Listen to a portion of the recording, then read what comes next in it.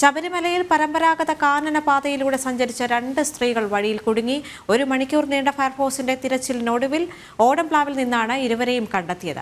വെഞ്ഞാറമൂട് സ്വദേശികളായ രാധ, ലീല എന്നിവരാണ് കാനന പാതയിൽ കുടുങ്ങിയത്.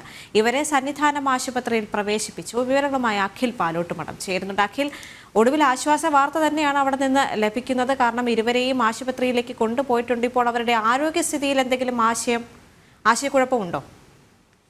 ദേവിക, അവരുടെ ആരോഗ്യസ്ഥിതി കുഴപ്പമില്ല എന്നതാണ് നമുക്ക് ആശുപത്രിയുമായി ബന്ധപ്പെടുന്ന സമയത്ത് മനസ്സിലാക്കാൻ സാധിക്കുന്നത്.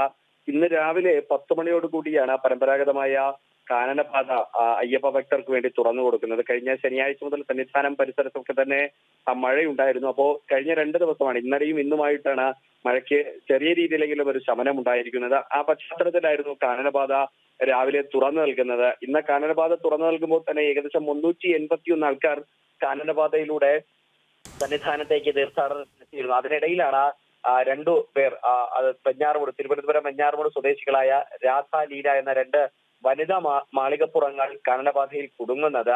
1 മണിക്കൂറോളം നീണ്ട ഫയർഫോഴ്സിന്റെ തിരച്ചിലിനൊടുവിലാണ് ഓടംപ്ലാവിൽ നിന്നും അവരെ കണ്ടെത്തി അവരെ ദേശീയ ദുരന്ത നിവാരണ അതോറിറ്റിയുടെയും അതുപോലെ തന്നെ ഫയർഫോഴ്സിന്റെയും ഒക്കെ തന്നെ ഉത്തരവാദിത്തത്തിൽ അവരെ സന്നിധാനത്തെ സർക്കാർ ആശുപത്രിയിൽ പ്രവേശിപ്പിച്ചിരുന്നു. അവർക്ക് വേണ്ട വൈദ്യസഹായം നൽകി അവരുടെ ആരോഗ്യസ്ഥിതി പരിശോധിച്ചതിന് ശേഷമായിരിക്കും അവർ 18-ാം പടി ചവിട്ടി ദർശനം നടത്തുക എന്നതാണ് നമുക്ക് മനസ്സിലാക്കാൻ സാധിക്കും. എന്തായാലും ആശ്വാസകരമായ ഒരു വാക്ക് തന്നെയാണ് നമുക്ക് അവിടെ നിന്ന് ലഭിക്കുന്നത്, ദേവിക.